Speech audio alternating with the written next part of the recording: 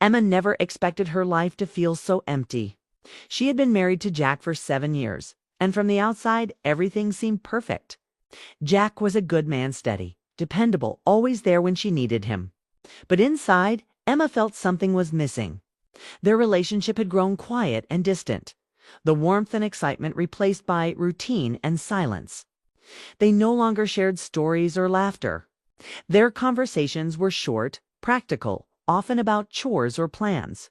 At night, when they lay beside each other, there was a coldness Emma couldn't shake, like they were two strangers sharing a bed rather than partners sharing a life. Her days were filled with work as a graphic designer at a small agency. The job was demanding, but it didn't fulfill her.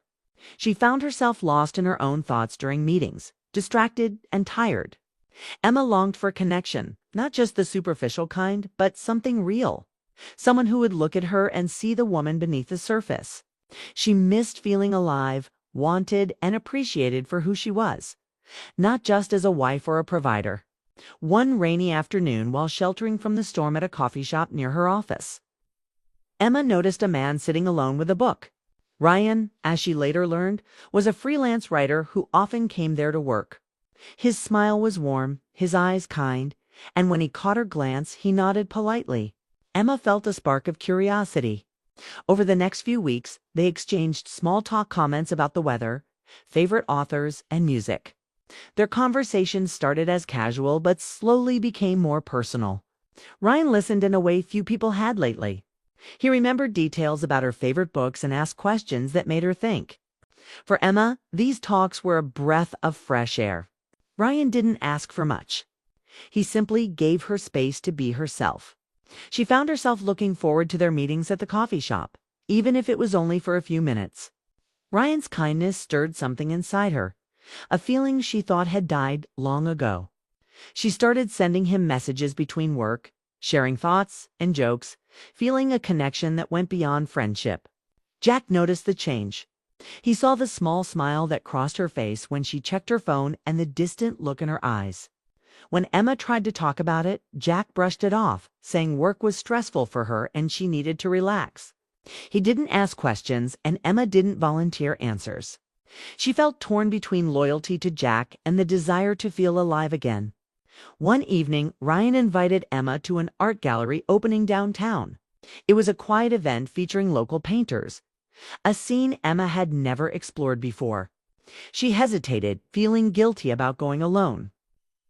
But the thought of spending time with someone who made her feel seen was tempting.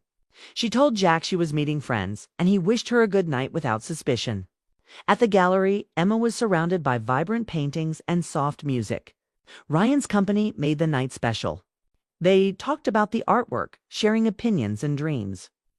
And Emma felt the heavy weight of loneliness lift, replaced by a warm light. Standing beside Ryan, she felt a new hope, a possibility she hadn't allowed herself to consider. Yet, in the back of her mind, she knew this was dangerous. The risk of losing everything she had built was real. As the night ended and Emma stepped out into the cool air, rain began to fall softly. Her heart raced with excitement and fear. She walked slowly home, wondering if she was making a mistake or finally finding herself. The streets were quiet, the city lights blurred by the rain, and Emma whispered into the night, "What am I doing?" This moment marked a turning point for Emma. She had stepped into a world of emotions she hadn't visited in years. Hope, longing, and fear all mixed together. She was beginning to understand that sometimes the hardest risks were the ones that changed us most deeply. Emma was no longer just a wife fulfilling her role. She was a woman rediscovering her own heart. But the question lingered: how far was she willing to go? Would you like me to continue with part 2 in the same detailed style? Emma's nights became restless after that gallery visit. The spark she felt with Ryan refused to fade. Every message he sent felt like a lifeline, pulling her out of the dull routine of her marriage. She found herself craving his words, his attention, even the simple feeling of being truly heard. Jack, meanwhile, remained distant but kind, unaware of the growing divide between them. At work, Emma struggled to focus. Her thoughts wandered to Ryan's smile, his gentle laugh, the way he made her feel alive. She told herself it was harmless, just emotional support, a break from the loneliness she couldn't explain. But the truth was more complicated. She was opening a door she wasn't sure she wanted to open. One afternoon, Rian invited Emma to meet him for lunch at a small cafe downtown. She hesitated but said yes. They talked easily, sharing stories about their lives, their hopes, and disappointments. Ryan never pressured her. He listened. For Emma, this simple act of being seen felt like a balm for her restless heart. As days passed, Emma's feelings deepened. She knew what she was doing, risked everything, her marriage, her life as she knew it, but she felt powerless to stop herself. Ryan wasn't asking for more than friendship, but the emotions between them grew charged with something more. Every shared glance and quiet smile was filled with unspoken longing. Jack noticed the change in Emma's mood but didn't know how to reach her. Their conversations were polite but shallow. When Emma came home late one night after meeting Ryan, Jack asked gently if everything was okay. Emma lied, saying work was stressful and she needed some space. Jack didn't push further, but the worry in his eyes stayed with her. Emma felt trapped between two worlds. With Jack, there was comfort but also emptiness. With Ryan, there was excitement but uncertainty. She was caught in a storm of emotions, guilt, hope, fear, hate, and desire, all tangled together. One evening, Ryan suggested they attend a poetry reading at a local bookstore. Emma accepted, drawn by the chance to experience something new with someone who made her feel alive. The night was filled with soft voices and quiet applause. Emma and Ryan sat close, sharing whispered thoughts between poems. The connection between them deepened, and for a moment, Emma forgot about her worries. But the next day, reality returned with full force. Emma looked at Jack across the breakfast table and felt a pang of guilt. She loved him, but she was losing herself. The risk she had taken was no longer a secret, was a growing part of her life. Emma knew she had to make a choice. Could she face the truth of her feelings and the consequences that came with them? Or would she continue living a double life, hiding behind lies and stolen moments? As she stood by her bedroom window that night, watching the city lights flicker, Emma whispered to herself, "How much more can I lose?" The question lingered unanswered. As Emma's heart wrestled with the path ahead, Emma's secret weighed heavier with every passing day. The moments with Ryan, once a spark of hope and excitement, began to consume her thoughts. She knew she was walking a dangerous line, yet she couldn't stop herself. Every conversation, every smile from Ryan felt like a balm for her aching soul. But with Jack, the silence between them grew deeper, colder. Jack tried to bridge the distance, suggesting weekend trips or dinners out. But Emma declined, finding reasons to be busy or tired. She didn't want to hurt him, but the truth was, her heart was no longer fully with him. The risk she had taken had shifted something inside her, and now she felt lost in the consequences. One evening, Ryan invited Emma to a quiet dinner at a small bistro he loved. She hesitated, torn between guilt and desire. The restaurant was cozy, with soft lighting and gentle music playing in the background. Sitting across from Ryan, Emma felt alive in a way she hadn't in years. Their conversation flowed naturally, laughter filling the spaces between words. But beneath the surface, Emma wrestled with fear. She was crossing a line she could never uncross. Her mind flashed to Jack, the life they had built. The promises made, and she wondered if she was breaking something too precious to repair. After dinner, they walked through the city streets under a gentle drizzle. Ryan reached for her hand, a gesture of comfort and connection. Emma didn't pull away. Instead, she let herself feel the warmth, the momentary escape from her complicated reality. Back at home, Emma's guilt was overwhelming. Jack noticed that changed the way she seemed distant, distracted. One night he asked her if everything was okay. Emma looked at him, tears filling her eyes, and for the first time, she didn't lie. She told him she felt lost, confused, and that something inside her had changed. Jack listened quietly, pain and love mixing in his expression. They talked late into the night, sharing fears, regrets, and hopes. It was a fragile moment of honesty between two people who cared deeply but had drifted apart. Emma knew the risk she had taken was more than just emotional. It was a test of her heart, her marriage, and herself. The road ahead was uncertain, filled with questions she couldn't yet answer. As dawn broke, Emma made a silent promise to face her truth, no matter how painful. The risk she had taken had changed everything, but maybe, just maybe, it could also lead to something new.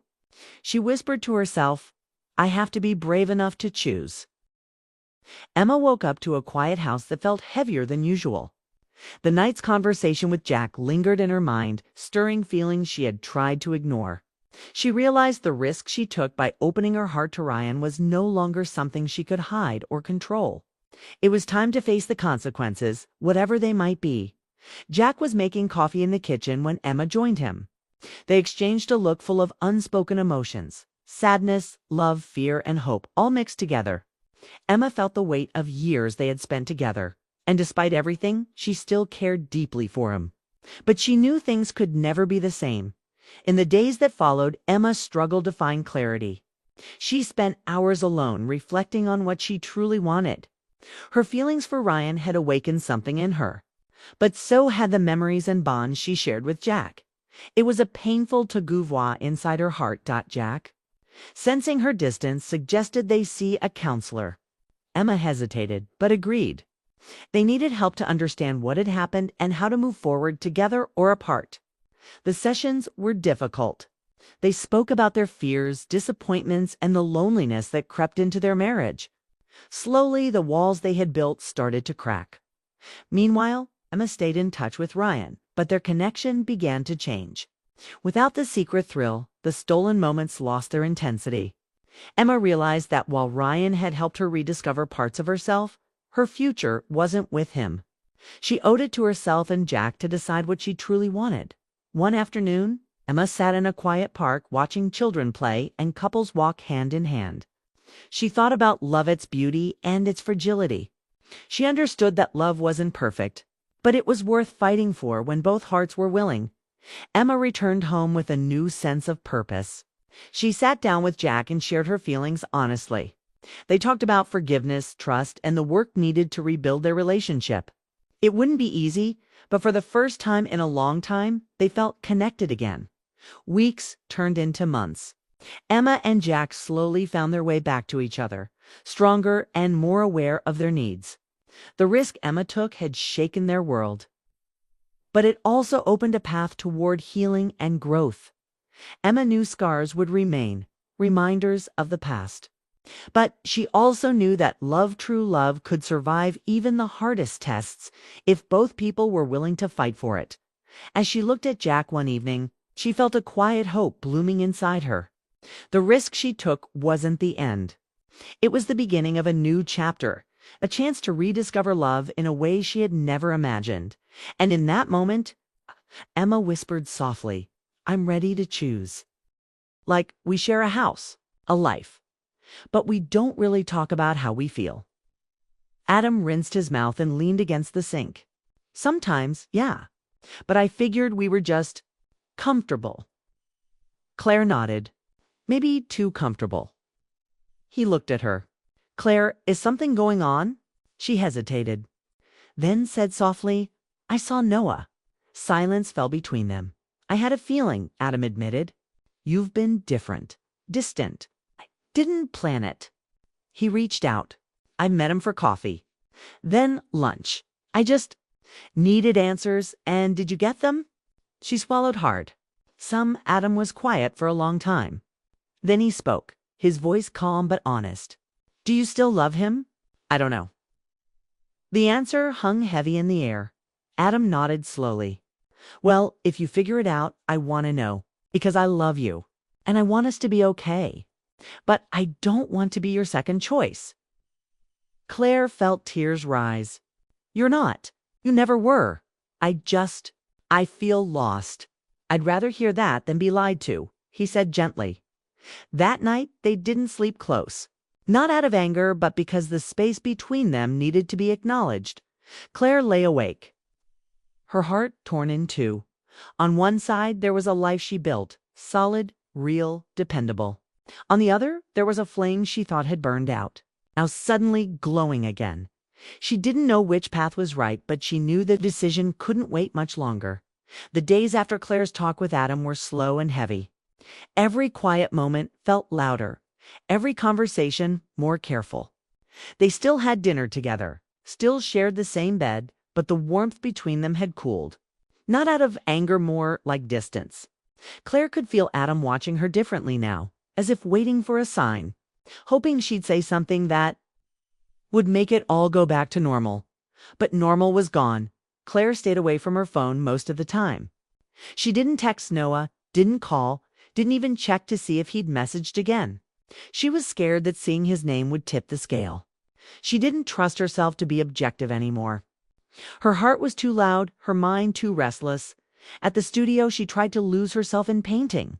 Her students noticed her distraction, little kids asking if she was sad. Older women offering soft smiles without asking questions. She appreciated the silence more than the sympathy then. On a quiet Wednesday afternoon, Claire walked into the guest room she rarely used. She pulled out an old box from the closet.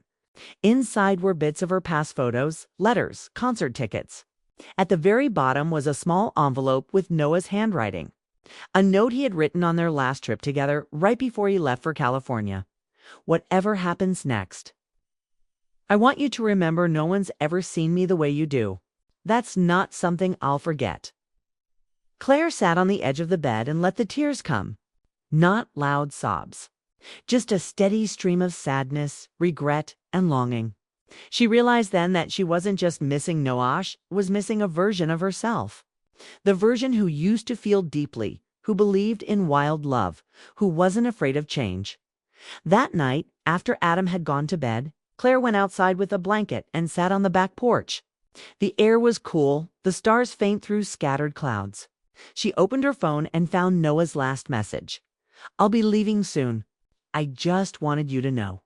If you ever wonder, I never stopped waiting for a sign.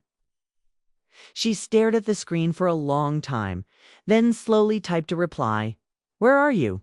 He responded almost instantly. Still in town? Until Friday. Claire didn't reply. She just sat there, heart pounding. The next morning, she told Adam she needed time to think. She didn't say where she was going. He didn't ask. He only said, okay, and walked away with his shoulders lower than she'd ever seen them. Claire met Noah at the lake one they used to visit when they were younger. He was standing near the water, hands in his pockets, looking like he didn't expect her to actually come. But when he saw her, he smiled. Not the smile of someone who had one, but the kind that comes from relief. I wasn't sure you'd show up, he said. Neither was I, she replied. They sat on the edge of the dock. Legs dangling above the water, Claire took a breath. I don't know what I'm doing. You don't have to, Noah said gently. There's no pressure. I'm married, she said, mostly to remind herself. I know. I love him. I believe you. But I loved you too, she added. Eyes fixed on the water. Noah nodded slowly. I loved you first. I probably always will. But I'm not here to pull you away. I just needed to be honest. I needed to let you know I never forgot us. Claire looked at him, searching his face for something solid. She didn't know what she expected, maybe a reason to leave everything, or maybe a reason to stay. But Noah didn't offer either. Just honesty. Why didn't you come back sooner? She asked. I didn't think you wanted me to, he said. And when I found out you married Adam, I figured that was my answer. Claire sighed. It was easier to move forward than face what I felt. And now I feel like I'm standing between two lives. They sat in silence. Wind blew through the trees and small ripples formed on the lake's surface. I'm leaving tomorrow, Noah said. This isn't fair to you. Or Adam. Claire nodded. I know, but I'll always be a phone call away, he added. If you ever need me, even if it's just as a friend. Claire smiled, but it was a sad one. You were never just a friend. I should go. Noah stood too. Goodbye, Claire. Goodbye, Noah. They didn't hug. They didn't kiss. They just looked at each other for a moment longer, and then she walked away. Back home, Adam was on the porch, waiting. His eyes met hers the moment she stepped out of the car. I went to see him, she said before he could ask. He nodded. hurt flickering in his eyes, and I said goodbye. Adam let out a long breath. But he didn't look relieved, just uncertain. I can't promise I won't still think about him, Claire said. But I didn't leave. I came back, and that has to mean something. Adam stepped forward. It means everything. That night, they didn't pretend. They talked, really talked, about their fears, their distance, and the cracks that had slowly grown between them. Claire told him how she missed passion. Adam told her he missed her honesty. They agreed to try again, but differently. More openly. More truthfully. Not to erase the past, but to grow from it. For the first time in a long while, Claire felt something settle in her chest. Not excitement. Not regret. Just clarity.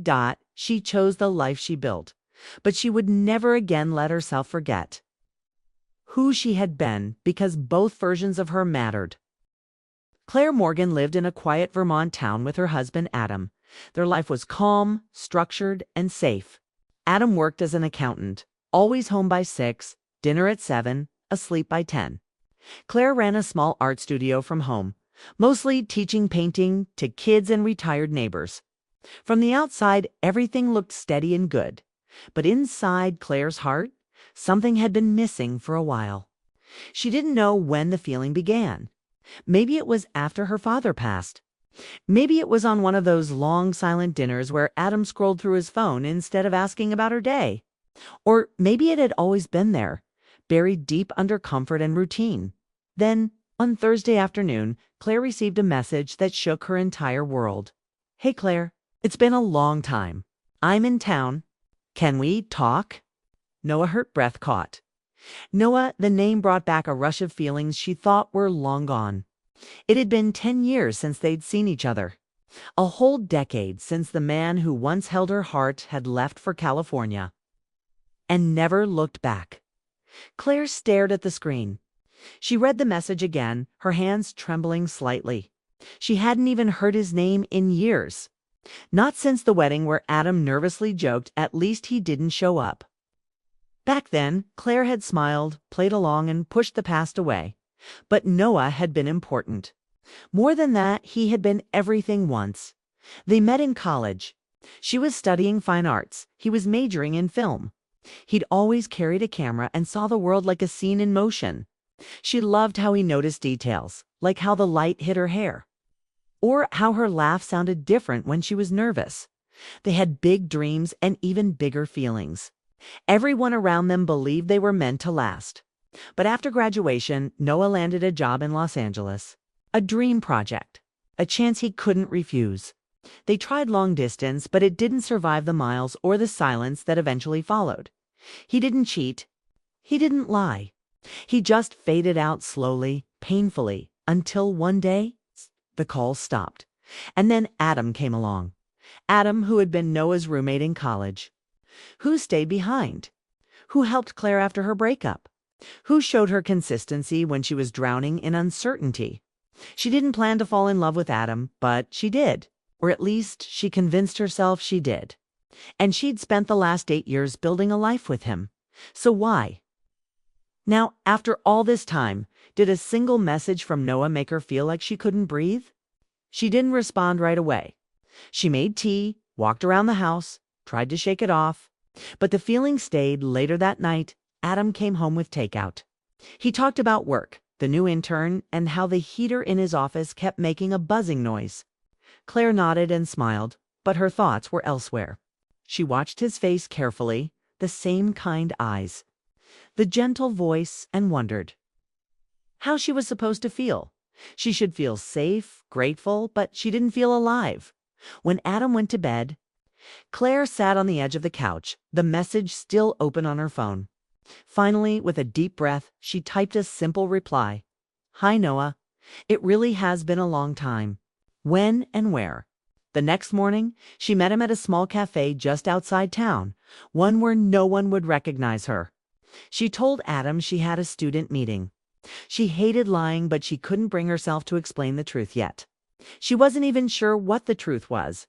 Noah was already sitting at a corner table when she arrived. He stood up as soon as he saw her, and for a second, Neither of them spoke. He looked older. Not in a bad way, just different. A few lines around the eyes, a little less boyish, but still Noah. Still the same quiet energy. Still the same gaze that once made her feel like the only person in the room. "Claire," he said softly. She nodded. "Hi." They sat down. The silence was thick at first, filled with everything they hadn't said in 10 years. "I didn't think you'd answer," he admitted. "I almost didn't. I deserved that." Claire looked at him, her heart pounding. "Why now?" Noah paused, choosing his words carefully. "I came back to visit my sister. She lives upstate now. But honestly, I wanted to see you. I thought maybe, I don't know, maybe we could talk. I've had a lot of time to think, Claire, about you, about how I left." She sipped her tea, trying to keep her hands steady. "You didn't say goodbye. I know. And I've regretted it every day." Claire didn't know what to say. Her emotions were pulling in too many directions. She felt angry, sad, curious, alive. "I'm married now," she said, her voice quiet. "I know," Noah replied, not looking away. "To Adam." She nodded slowly. "He's good to me. I'm sure he is." Another silence. But this one wasn't empty. It was full of all the memories they both carried, memories that time hadn't erased. "I'm not here to cause trouble," Noah finally said. "I just needed to see you and tell you. I never stopped thinking about what we had." Claire looked away, her eyes stinging. This wasn't what she wanted. Or maybe it was. She didn't know anymore. She stood up quickly. "I have to go." Noah didn't stop her. He just nodded. "Okay." As she walked out of the cafe, her heart raced. She didn't look back. Back at home, Adam was watching TV. He greeted her with a smile, asking about her student. Claire smiled back, her voice steady. But inside, everything was changing. Something had been stirred awake, something she thought was long buried, and now she had no idea what came next. Claire couldn't sleep that night. She lay beside Adam, staring at the ceiling, her thoughts spinning.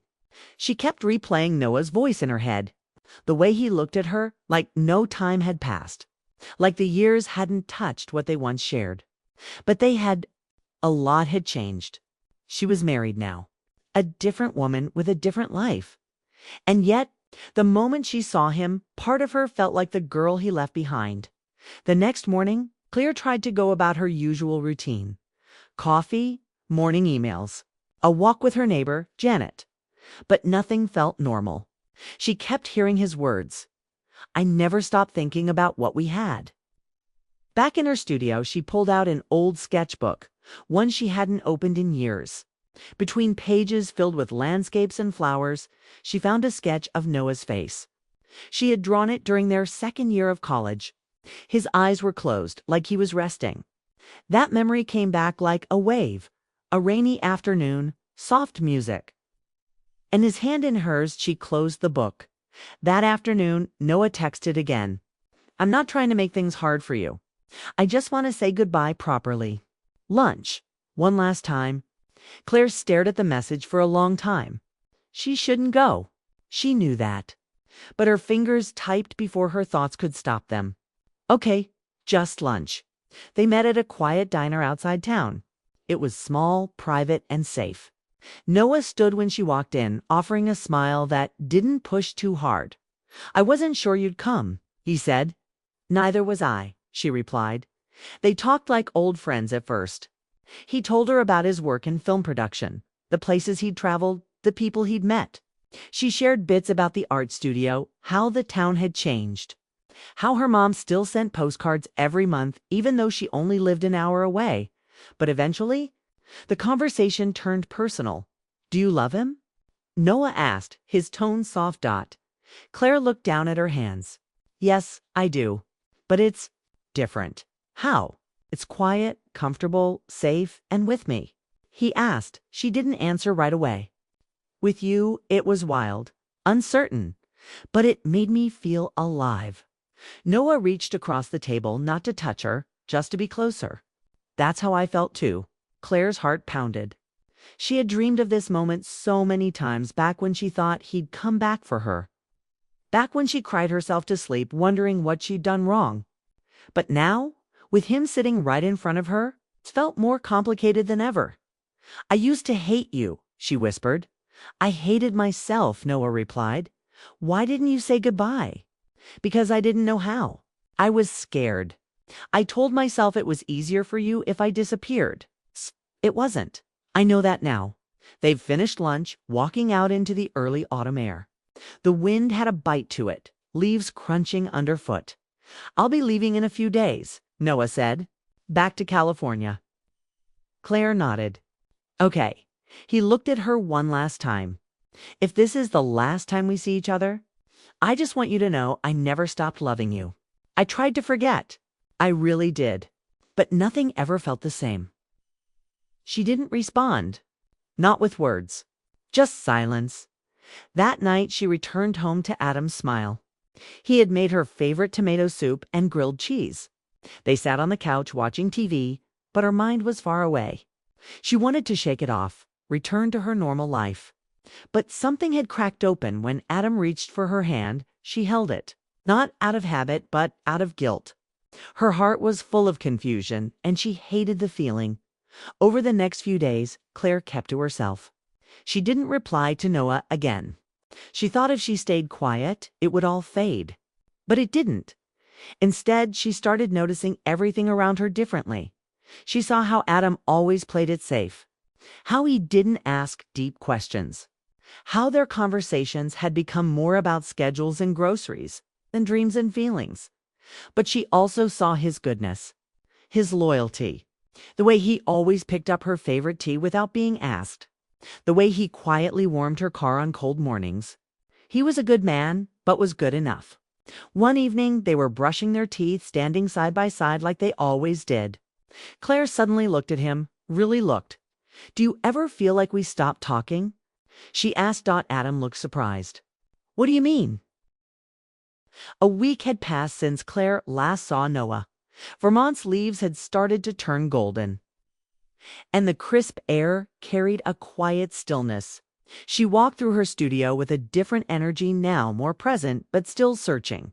The goodbye with Noah hadn't ended her confusion, but it had opened something in her, the need to live with more intention. She and Adam were trying. They ate dinner without their phones. They went on walks together again, even if the conversation was still a little strained. Claire didn't pretend everything was perfect. She told him when she was feeling off. He listened more now, really listened. But underneath their effort, a question lingered like a shadow. Was love enough when the spark was fading? On a cool Sunday morning, Claire sat at the kitchen table with a notebook. She made 2 columns, one for Adam, one for Noah. It felt silly at first, like something out of a magazine quiz. But it helped her focus. Under Adam, she wrote, "Steady, loyal, safe, kind, honest. Makes me feel cared for." Under Noah, she wrote, "Wild, emotional, deep. Unfinished, makes me feel alive." She stared at the list for a long time. Her eyes kept going back to that last word, unfinished. That was what had haunted her for years. The lack of closure. The what if. But closure didn't always mean going back.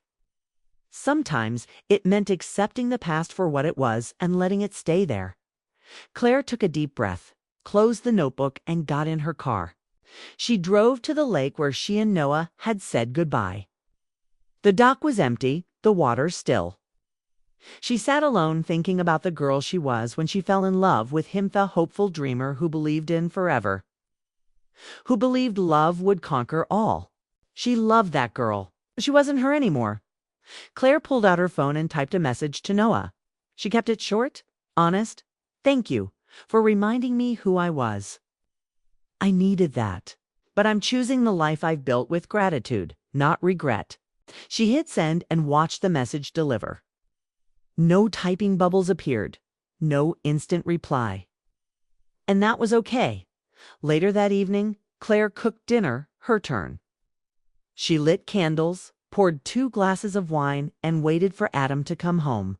When he walked through the door and saw her, he paused, surprised. "This looks nice," he said. She smiled. I wanted us to talk. They sat down and ate quietly for a few minutes before Claire spoke. I've been doing a lot of thinking, she said, and I realized I've been holding parts of myself back. Not just because of Noah, but for years. I shut down dreams. I stopped asking big questions. I made myself small, even though you never asked me to. Adam looked at her, serious but open. I want us to grow again, Claire continued, not just go through the motions. I want to feel connected, not out of routine, but choice.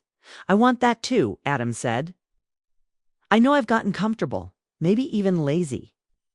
I stopped, asking how you were really feeling because I thought silence meant everything was okay. Claire reached for his hand. Let's promise to stop doing that. He nodded, deal. Over the next few weeks, they made small changes. They planned a weekend trip to Maine, just the two of them. They started a journal they passed back and forth, where they wrote each other short letters every few days. Some were sweet, some were hard truths. But all of them were real. One night Claire wrote, I used to think passion only came in chaos. But I'm learning that deep love can be quiet, steady, and just as powerful. Thank you for holding space while I figured that out. Adam replied the next morning. Thank you for not walking away, and for showing me that love needs attention, not just time. The changes didn't happen overnight.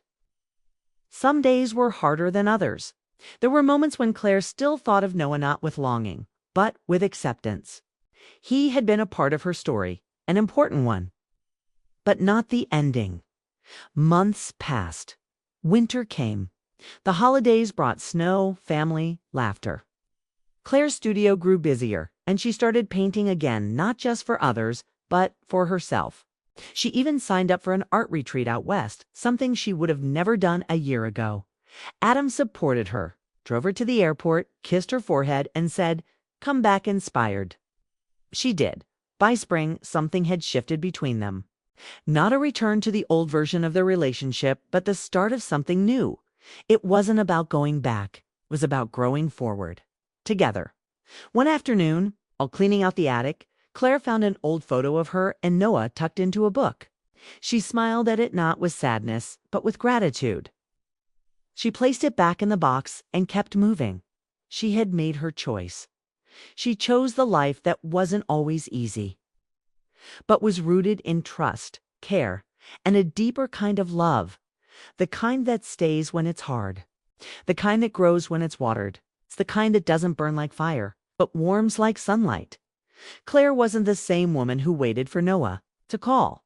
She was stronger now, braver, more honest with herself.